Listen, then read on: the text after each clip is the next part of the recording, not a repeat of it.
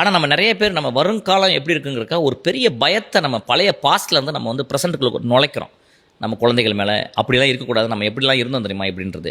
இப்போ நம்ம ஒவ்வொரு கல்ச்சருக்கும் ஒவ்வொரு விதமான பார்வை இருக்குது. ஃபார் எக்ஸாம்பிள், இந்த இடத்துல தான் கல்யாணம் பண்ணணும், இங்கே தான் கல்யாணம் பண்ணணும், இப்படி மதத்தில் தான் கல்யாணம் பண்ணணும், இந்த ஜாதிலாம் கல்யாணம் பண்ணணும் அப்படின்றது. இதில் வந்து நான் வந்து கொஞ்சம் அவளுக்கு பெரிய சுதந்திரம் நான் கொடுத்துருக்கேன். ஆக்சுவலாக இதில் எந்த ஜட்ஜ்மெண்ட்டும் இருக்கக்கூடாது அப்படின்ட்டுருக்கேன்.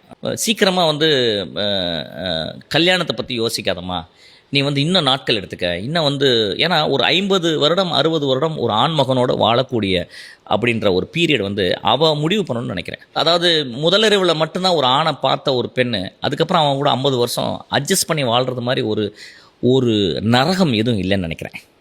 ஸோ நான் என்ன சொல்லியிருக்கேன், இதை வந்து நீ ரொம்ப பொறுப்போட உன் வாழ்க்கையை ஒருத்தன்ட்ட நீ ஒப்படைக்கும் போது, அல்லது ஒரு வாழ்க்கையை இன்னொரு மனிதனுடைய வாழ்க்கையை நீ வாங்கி உன் மடியில் வைக்கும்போது ஒரு மிகப்பெரிய கடமை இருக்குது. அதனால் வந்து பொறுமையாக நீ வந்து அதை வந்து இது பண்ணுமா, அது மட்டும் நான் சொல்லிட்டு வந்தேன்.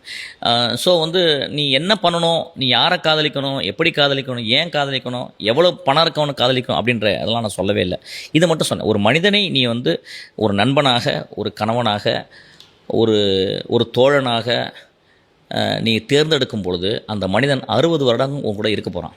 இல்லை இல்லாமல் போகலாம், ஒரு 10 வருடம் கூட இல்லாமல் போகலாம். ஆனால் அந்த நட்பும் அந்த நேசமும் அந்த பாசமும் ரொம்ப ஜென்யூனாக இருக்கணும். ஸோ வந்து you take your time, think deeply, be with them and understand them. அதுக்கு நிறைய படி, அதுக்கு நிறைய யோசி அப்படின்னு சொல்லிட்டு